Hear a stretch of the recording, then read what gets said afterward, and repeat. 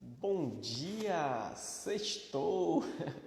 Vamos falar hoje espiritualidade e autoconhecimento, parte 3. Eu e meu amigo Robson Cunha. Bem-vindo, meu querido. Vou chamar você aqui para dividir essa tela.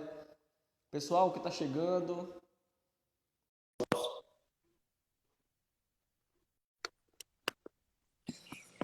Bom dia, bom dia, bom dia. Bom dia, Bruninho. que engraçado, estou te ouvindo. Você está me ouvindo bem? Você está me ouvindo bem? Tô te ouvindo bem. Pronto, é porque o som saiu no celular ao invés de sair do fone, eu despluguei e pluguei de novo. Aham. Mas agora já está saindo. E aí, meu irmão, dormiu bem? Tomou seu cafezinho da manhã já? Um café, qualquer hora que você pensar em mim, pode ter certeza que eu tô tomando café, não tem jeito. Ai, ai. E vocês, como é que estão aí com esse frio? Não fez tanto frio, né? Porque assim, a gente fez uma reforma no mezanino aqui, tá dormindo em cima. Em cima faz menos frio, é mais quentinho lá em cima. É melhor pra dormir. Agora, quando a gente desce, meu irmão, é aquele frio. Se abrir a janela, ninguém fica, tá chuviscando aqui, aquela chuvinha, aquela garoa a noite inteira molhando, sabe, molhando tudo assim. Mas não é aquela chuva de fazer rio, não. Aham. Pelo menos, Ca- é. Cabanão, vidão, né? Caba não, Cabanão, vidão! vidão. Pois é, cara. Quando a gente fala em acaba não vidão, o que é que a gente está dizendo? Estamos Pois dizendo que não queremos que a vida acabe. E aí já puxamos a sardinha para o nosso tema de hoje, não é, meu amigo? é isso. E aí fica a pergunta que não quer calar. E a vida acaba, né? Exatamente. E a vida acaba? Por que que achamos que acaba ou que não acaba, né? Por que que a Aham. gente tem esse tipo de pensamento? Bom dia, meu amigo Hernani Leite. Como vai você, meu irmão? Então, porque a vida acaba, a vida não acaba? Que negócio é esse? Será que a gente pode. Será que a gente sente que não acaba, mas na verdade acaba? Ou será que a gente sente que acaba e na verdade não acaba?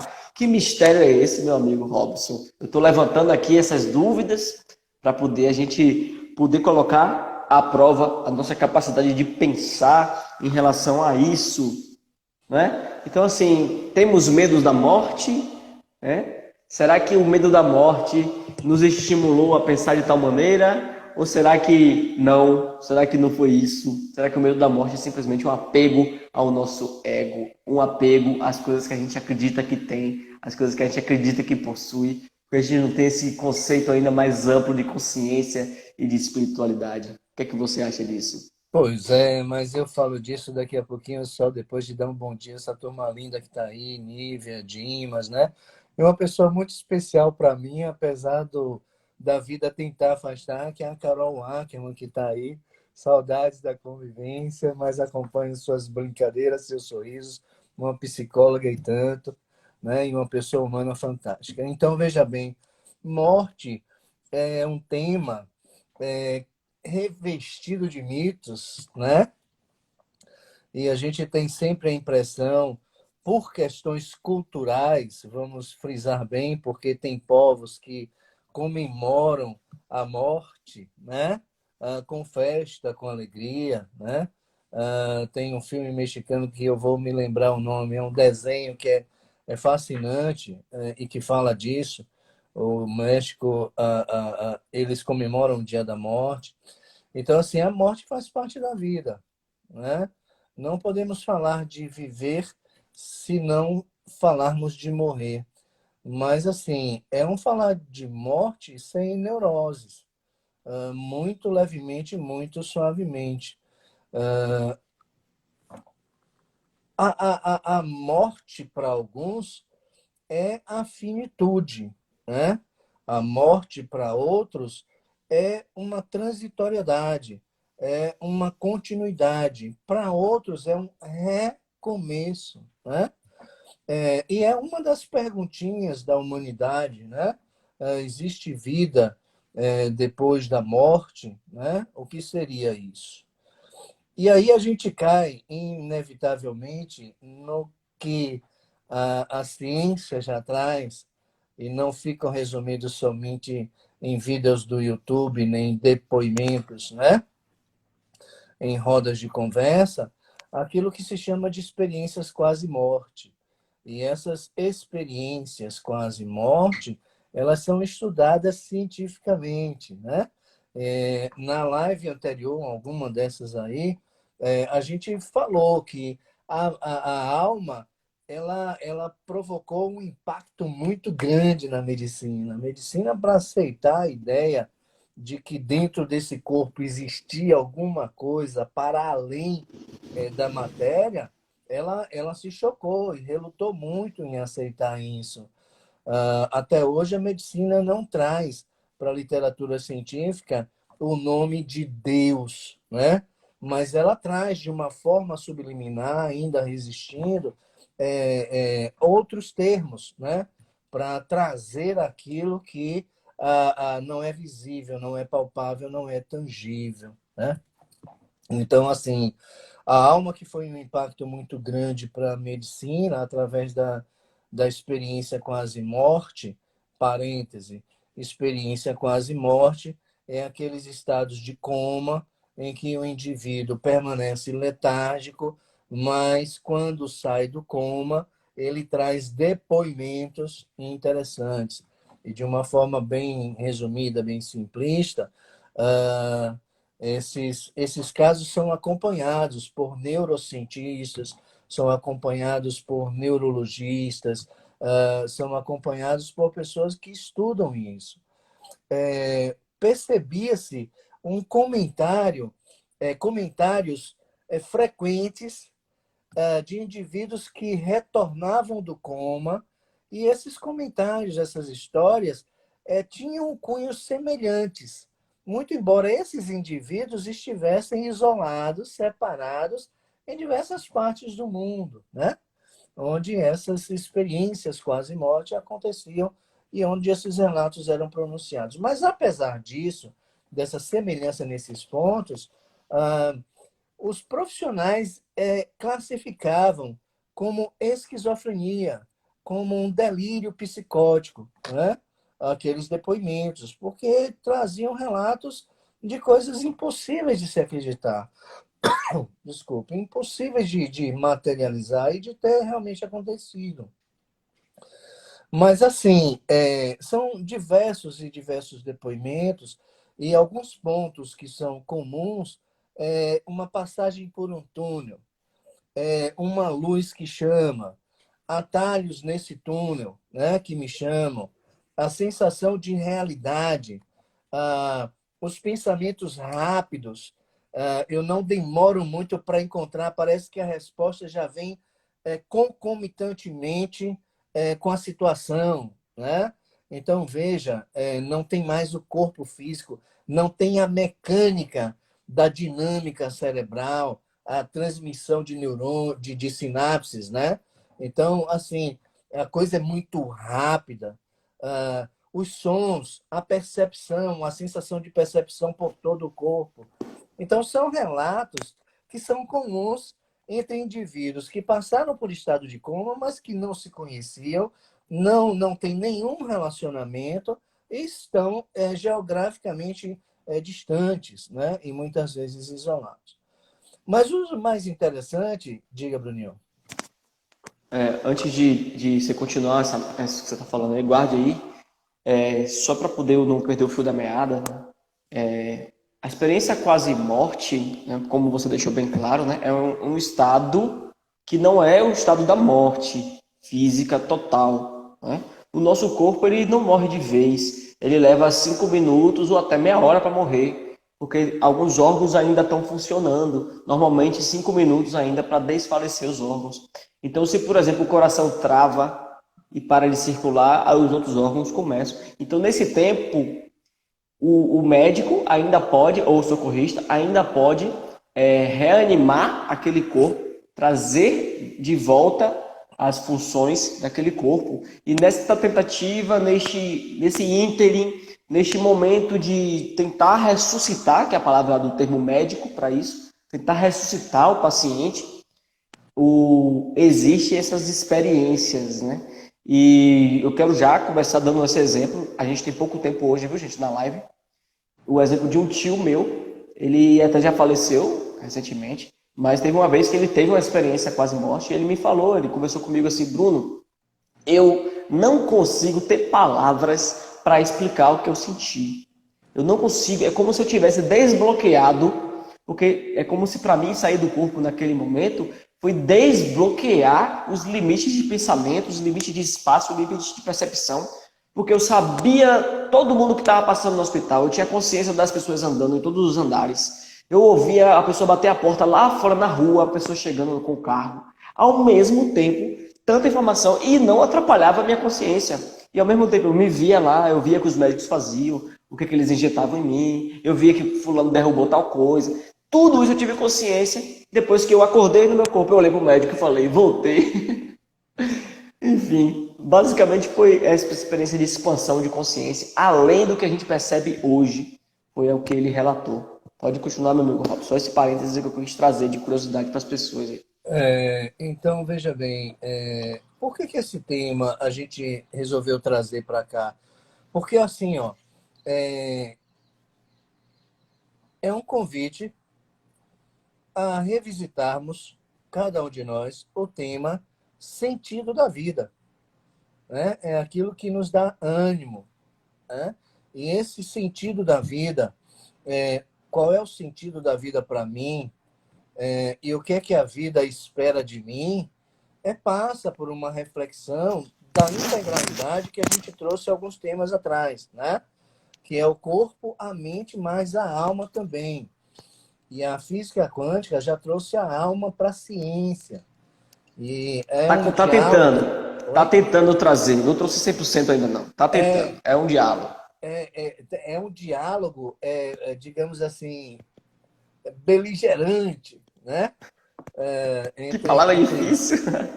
porque a ciência não aceita aquilo que ela não enxerga, que ela não vê, que ela não toca, de forma facilitada, né? Ótimo, né? É, É bom que não sejamos de fácil convencimento, né?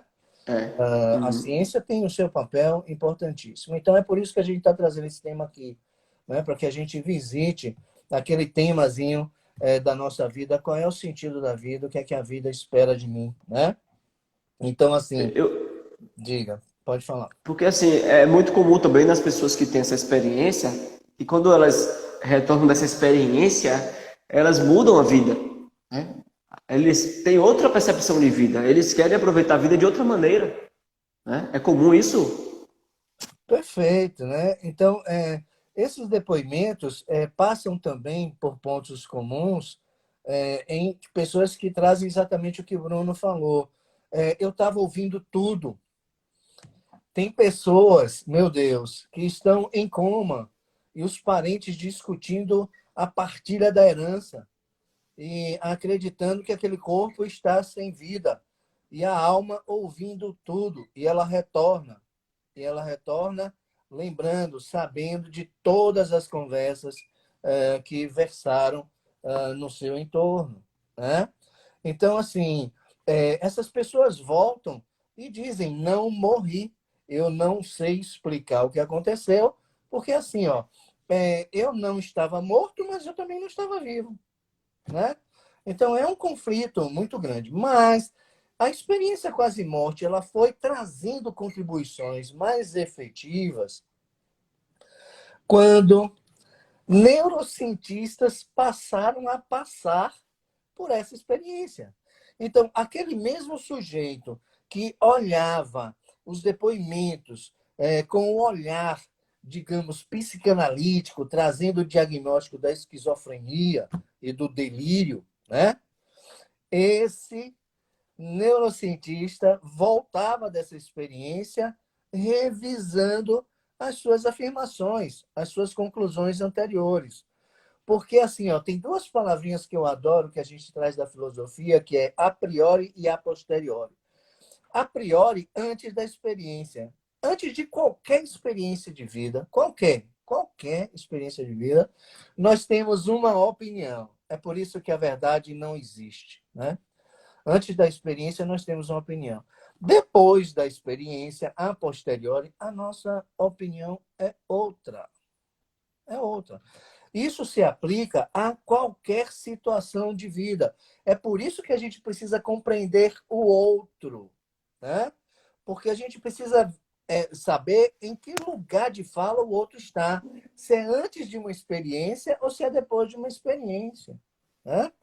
Então, isso eu preciso analisar em mim, preciso analisar no outro. Mas os neurocientistas, a posteriori, depois da experiência vivida, sentida na quase morte, do coma, né, eles voltam delirando, palavras dele, a priori, né, mas entendem que não era delírio, que eles também passaram, eles também viram o túnel, eles também viram a luz, eles também ouviram e sentiram respostas concomitantes às situações. Eles viram que era tudo muito rápido. Eles viram que eles podiam estar em diversas situações praticamente ao mesmo tempo, numa velocidade incrível. Eles sentiam uma leveza, eles sentiam que flutuavam, que não tinha peso, né? Eles não se viam, mas sabiam que existiam e que estavam em contato com tudo que estava acontecendo, mas não se viam nenhuma parte do seu corpo. Apenas sabia que existia. É a Síria aqui, que ela fica ouvindo a conversa dos outros, né? E fica querendo dar palpite. Desculpe aí. Então, assim, ô Ciro, Não tá se vendo? via, né? É a Hã? questão de você perder a noção do eu, né? Perder a noção do ego, né? E ter mais contato mais expansivo de consciência, né?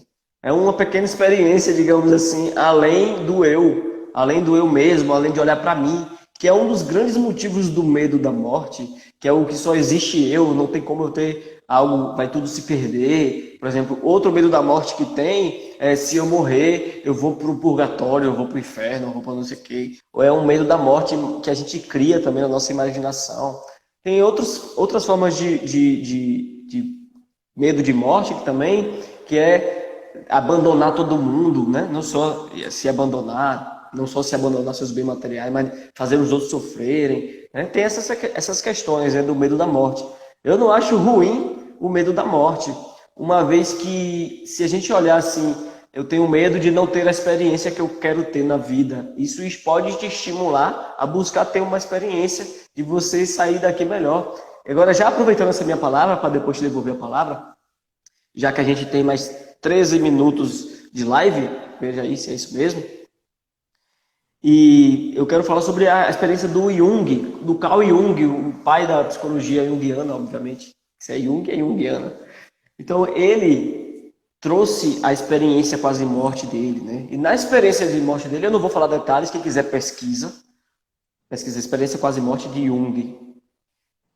Na experiência quase morte dele, ele voltou dessa experiência tendo a ideia de que o médico dele estava no final de vida do médico. E ele falou isso pro médico: cara, você tem que se cuidar porque você vai morrer. E simplesmente o médico não ouviu ele e o médico morreu naquela mesma tarde, ou foi no final do dia, alguma coisa assim. Então, assim, ele teve acesso a algumas informações que, pela experiência dele, ele conseguiu interpretar melhor, uma vez que foi uma informação bem simbólica e bem consciente. Pela experiência dele, ele conseguiu interpretar, mas que ele teve essa certeza maior. E uma coisa interessante foi que quando ele saiu, ele sentiu um alívio, uma leveza, sabe? E uma certeza de que, independentemente de qualquer coisa que tenha acontecido na vida dele na Terra, independentemente de qualquer coisa que tenha acontecido, ele se sentiu satisfeito por ter vivido qualquer uma das experiências que ele teve, seja caracterizada como boa ou ruim. Entendeu? Fechando meus parênteses. Não, beleza, é exatamente isso, né? O Jung, o pai da psicologia analítica, ele passou por um processo de encontro com o si mesmo, né? E é um tema muito legal, não sei se o Bruno resolver a gente falar um pouco mais profundamente disso, está associado, né? Mas de uma forma lúcida, de uma forma consciente, um encontro com o consciente pelas vias do consciente, né? A experiência quase morte, o corpo praticamente vegeta. Falamos, o Bruno falava ontem maravilhosamente do sistema nervoso autônomo. É ele quem atua, né? No estado de coma, com auxílio de aparelhos, mas esse sistema nervoso autônomo, ele permanece assegurando as funções vitais. É por isso que o sujeito não é declarado morto, né? Mas assim, quando esses neurologistas, esses neurocientistas voltavam e percebiam, eles passaram a dar uma atenção científica ao fato, porque agora não eram relatos a partir de leigos, possíveis esquizofrênicos, histéricos. Agora já eram relatos de profissionais que tinham um conhecimento científico prévio e que poderiam ter explicações para o que se lhe aconteceu. Né? Então, a partir daí, a ciência dá um olhar mais delicado, mais apurado. Ela se encanta e avoca para si o estudo do coma, com um olhar, uma perspectiva de não mais estado de coma vegetativo, né? Mas de quase morte. Por que esse termo trazido pela ciência de quase morte? Aí é que é legal, porque a ciência teve que botar um pezinho lá na morte, percebe? Ela bota quase morte, né? Quer dizer, não morreu, mas esteve lá. Para a ciência dizer isso, meu amigo, é um sacrifício, né? É, esteve lá e mais inexplicavelmente voltou, percebe? Então, assim, isso diz alguma coisa, ou precisa dizer alguma coisa para a gente, né? A vida é só o agora, a vida é única, a vida se encerra, ela é finita, né? Então, são perguntinhas. Não estamos falando aqui de religião. Religião é um tema que a gente coloca numa gavetinha, é outra ânimo, né? Estamos falando aqui de espiritualidade e provocando reflexões, porque se a gente continuar recebendo, lendo as mesmas coisas, a gente vai continuar o mesmo, né? E ótimo, já que temos um construto atualizável, que a gente receba assim informações diversificadas. Os chineses dizem assim: leia tudo que lhe vier às mãos e comece por aquilo que você tiver mais ojeriza, que você sentir mais antipático, né? Indesejável, intragável. É exatamente essa literatura que você tem que trazer. Aquela que mais nos provoca é aquela que nós mais precisamos. Então, fica aí, né, esse tema, Bruninho. Não sei se ajudamos, né? Mas o intuito é trazer a espiritualidade através também da experiência quase morte, como um convite para a gente refletir, né, a respeito do sentido da vida. E por que essa provocação de refletirmos sobre o sentido da vida? Porque assim, ó, a psique, ela se estrutura, né? Mas a saúde mental passa por uma reflexão a respeito do sentido da vida. Ok? Eu acredito que as pessoas podem. Diga quantos minutos você tem ainda, Robson.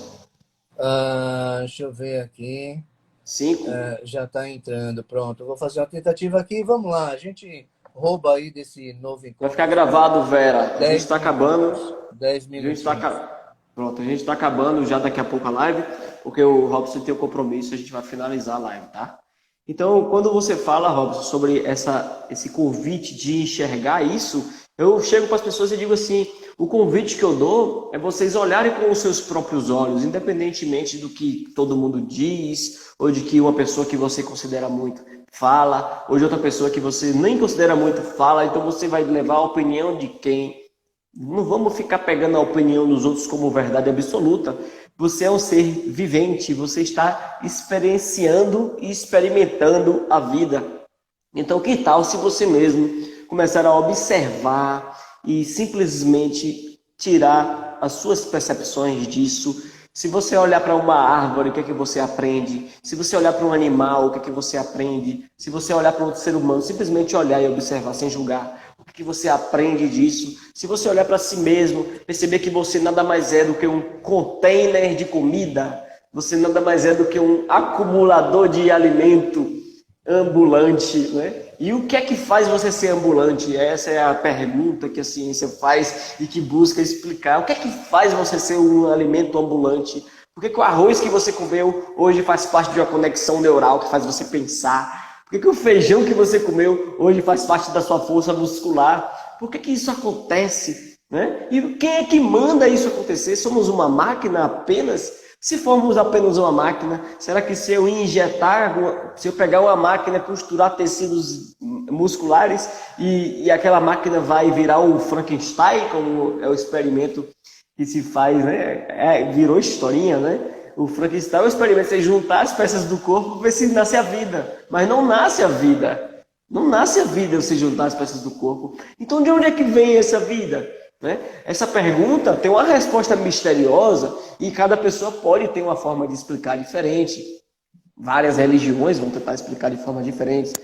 Eu até gosto, Robson, de que a ciência não utilize mesmo a palavra Deus para poder não confundir. Não confundir o que é Deus, porque Deus tem tanta explicação diferente em cada religião que a gente vê por aí. Deus pode ser um senhorzinho de barba sentado em cima da nuvem. Deus pode ser aquele que pune ou que não pune. Mas a ciência tem que olhar para o todo. A ciência tem que olhar mesmo para poder entender que linha que emaranha todo mundo. A ciência tem que tentar explicar, que ela não conseguiu ainda, mas está quase lá, tentando explicar o porquê que hoje eu peguei o celular para falar com o Robson, na mesma hora que ele pegou para falar comigo, e a gente falou, escreveu no mesmo segundo. Né? Por que acontecem essas coisas? Por que eu vim andando pensando em alguma coisa para conversar com minha esposa, quando eu chego aqui ela fala para mim exatamente o que eu vinha pensando para falar com ela? Por que acontecem essas coisas, essas conexões? A gente é muito mais do que a gente acha que é. A ciência não consegue explicar. A ciência simplesmente observa o que acontece. Se eu olhar, seu organismo está cheio de testosterona. Foi isso que te causou isso. Não, ela olha a consequência como causa. Ela olha o seu estado de imunidade emocional, digamos, imunidade fisiológica. Sua imunidade está baixa. Foi por isso que você ficou triste. Ou será que foi ao contrário? Será que a evidência não existe do que motiva essa tristeza? E agora, depois da tristeza, que vem a imunidade baixa. Entende? Então, a ciência ainda está precisando quebrar muitas coisas para poder aceitar novas coisas, que é o metafísica, além da física, além do entendimento clássico. Não é, meu amigo Robson? Vamos finalizando essa live? Vamos, exatamente isso, né? Metafísica. Nós temos as possibilidades de olharmos para a vida de uma forma metafísica, para além da própria vida, para além daquilo que nos chega, e pelas vias do ser integral, né? Corpo, mente e alma, né? É um assunto assim muito enriquecedor. Quando o Bruno traz também a possibilidade dos diversos conceitos de Deus, mais uma vez a gente pega esse gancho para dizer não tem nada de religião aqui nessa conversa, né? Religião é outra praia, é um outro tema, né? Mas é aquele Deus que tem diversos nomes, ser superior, luz, Buda, Krishna, né? Transcendência, tem diversos nomes, energia, né? Mas é alguma coisa que terá dado início a tudo, né? Uma causa primária, ou alguma coisa que sustenta, alguma coisa que explique. Observe, é uma perguntinha que a humanidade não cala. A religião, há 4.500 anos, que é a religião mais antiga do judaísmo, não respondeu, mesmo se propondo de trazer um Deus, né? Aí vem a mitologia que trouxe não um, mas diversos deuses, né? E eles estão aqui, né? Tem alguns que ficam aqui na minha frente, de vez em quando a gente conversa com eles. Mas aí vem a filosofia que também não respondeu. E vem a física quântica com a proposta de levar algumas coisas, né? espirituais para o laboratório, né? Mas já temos muita coisa. 1990 a 2000 foi considerada a década do cérebro exatamente por essa força que levou as afirmações de Jesus para o laboratório, para experimentar qual é a fisiologia de quem acredita, né? Qual é a fisiologia de quem tem fé, né? Por que quem está enfermo e acredita na cura, como é que o cérebro funciona? Por que quem está enfermo, como é que o cérebro de quem está enfermo e não se cura e se entristece funciona e se vê a diferença? Então, assim, né? Tem muitos pontos para isso. Diga, Bruninho. Eu acho que a gente está fechando aqui com uma palavra que fica muito ressoando na minha cabeça, e quando ela ressoa várias vezes eu falo. Vamos fazer um tema sobre física quântica. Vamos falar da física quântica clássica mesmo, da física quântica científica, e vamos falar da física quântica que está associada com espiritualidade e como é que as pessoas estão fazendo esse link. E vamos dar um novo nome para isso, porque eu, como engenheiro mecânico, antes de ser psicoterapeuta, me incomodo um pouco quando se fala no nome física quântica e associa a espiritualidade, uma vez que ela não está comprovando a espiritualidade, ela está comprovando que existe uma porta aberta e depois dessa porta aberta não se sabe o que tem. E aí a nossa mente e a nossa interpretação consegue dizer que aquilo só pode ser isso, entende? Mas a física ela não consegue escrever nos artigos dela que existe um espírito ou que existe isso e aquilo. Mas eu acho importante para as pessoas que estão assistindo aqui que elas entendam os experimentos da física quântica para elas perceberem o tamanho enorme, gigantesco dos mistérios do mundo, para tirarem as próprias conclusões, porque eu acho magnífica a física quântica, que ela traz uma tentativa até, digamos assim, de explicar até telepatia, por exemplo. Apesar de que ela não explica a telepatia, mas a gente consegue pegar termos dela para emprestados tentar explicar uma teoria para telepatia e para outras coisas, tá? Então eu gosto de dizer assim, nós nos emprestamos dos termos da física quântica, que é a física mais profunda que existe até hoje, para poder explicar o que é a vida. O que é que você acha, meu amigo, desse tema?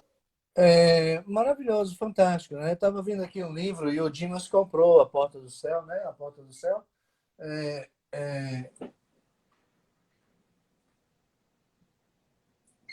Uma porta para o céu. Então, assim, tem um outro livro muito legal que é A Sensação de Estar Sendo Seguido, né? E é uma experiência muito simples. Vai andando, quando puder, né? Sair nas ruas, ou tiver que fazer alguma coisa, e quando sentir aquela sensação de que tem alguém me olhando, vira rapidamente para trás e vai ver que tem mesmo alguém olhando, né? Então, poxa, um olhar é sentido por nós, por que isso, né? O que está entre mim e o outro? O que nos envolve, né? Mas é um tema, assim, maravilhoso, rico, Vai que ter que ser 2 lives. associado à saúde mental. É por isso que a gente traz esse tema aqui, né? Diga, Bruninho, não te ouvi. Eu acho que vão ter que ser 2 lives, né? A gente vai falar de ressonância, né? De ressonância, física quântica, campos mórficos. Cara, vai ser top das galáxias esse negócio. Tranquilo. Meu amigo Robson, eu quero agradecer a sua presença aqui, mesmo você tendo esse compromisso agora, você não cancelou essa live. Isso é admirável, como falou Daiane, minha esposa. Isso é admirável. Muito obrigado. A gente se vê na próxima quinta e sexta da semana que vem, se você puder, obviamente. Viu? Grande abraço, meu irmão. Vamos finalizando Beijo aqui. grande a todos aqui. Sempre bom estar com vocês. Valeu, galera. Um abraço e até amanhã comigo às 8h08 da manhã. Vamos lá? Cadê Davina? Quero conversar com a Davina aí daqui a pouco. Avisa pra ela. Valeu, um abraço.